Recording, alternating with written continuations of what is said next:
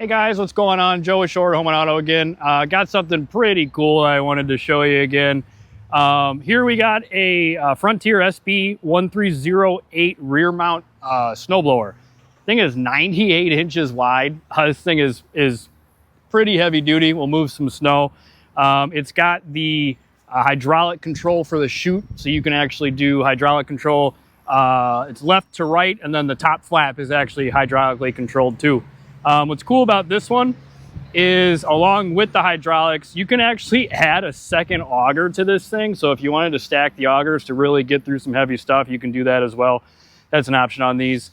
So pretty bad machine, pretty bad unit. On this particular tractor, this one came from a pretty good sized municipality near us, City of Joliet.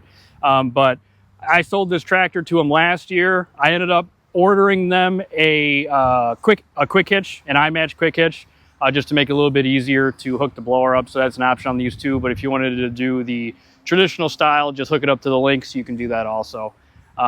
This is on a 5130M tractor, so it's 130 horse engine on here.